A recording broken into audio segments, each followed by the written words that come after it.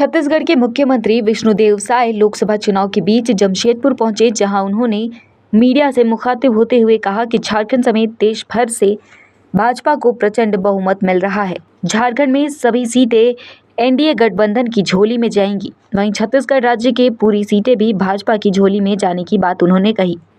उन्होंने कहा कि छत्तीसगढ़ और झारखंड राज्य में नक्सल को खत्म करना भी भाजपा की देन है, लेकिन झारखंड के वर्तमान सरकार की नीतियों के कारण फिर से नक्सलवाद पनप रहा है। उन्होंने राज्य के पूर्व मुख्यमंत्री हेमंत सोरेन पर टिप्पणी करते हुए कहा कि जिस राज्य का मुख्यमंत्री ही भ्रष्टाचार के आरोप में जेल में बंद हो, तो इससे बड़ी दुर्भाग्य की और क्या बात हो सकती है। वहीं भाजपा पर जात पात की राजनीति के सवाल पर उन्होंने कहा कि वे खुद आदिवासी समुदाय से हैं और आदिवासी से बड़ा हिंदू और कोई नहीं होता, इसलिए ये कोई मुद्दा नहीं है। साथ ही कहा कि इंडी गठबंधन के झूठ को जनता समझ गई है और इस कारण ये गठबंधन फ्लॉप है। आने में भय लगता था, सुरक्षा लेनी पड़ती थी, लेकिन जब झारखंड राज्य का निर्माण हुआ, भारतीय जनता पार्टी की सरकार बनी, तो ये समस्या का यहाँ पर समाधान हो गया था। उसके बाद कोई डर भय नहीं था।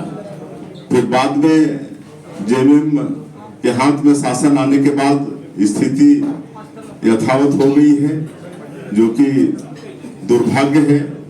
आज छत्तीसगढ़ और झारखंड एक साथ पैदा हुए हैं, लेकिन यहाँ पर राजनीतिक अस्थिरता रही है। इस कारण से यहाँ का जो विकास होना चाहिए, समुचित जो विकास होना चाहिए, वो हुआ नहीं है। छत्तीसगढ़ में लगातार 15 साल भारतीय जनता पार्टी की सरकार रही। वहाँ की जनता एक बार सरकार बदल के देखी कांग्रेस के लोक लुभावन जन घोषणा पत्र में आकर, लेकिन 5 साल में ही वहां की जनता को पता चल गया कि ये कांग्रेस के कथनी और करने में बहुत अंतर है।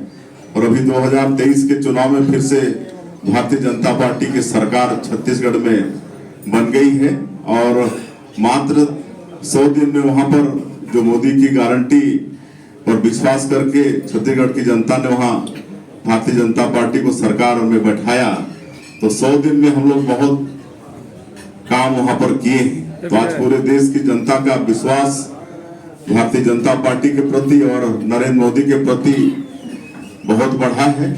और मुझे पूरा विश्वास है कि यहाँ झारखंड में भी जो 14 लोकसभा की सीट है, उसमें से अधिकांश 12-12 सीट तक यहाँ पर भारतीय जनता पार्टी जीती है।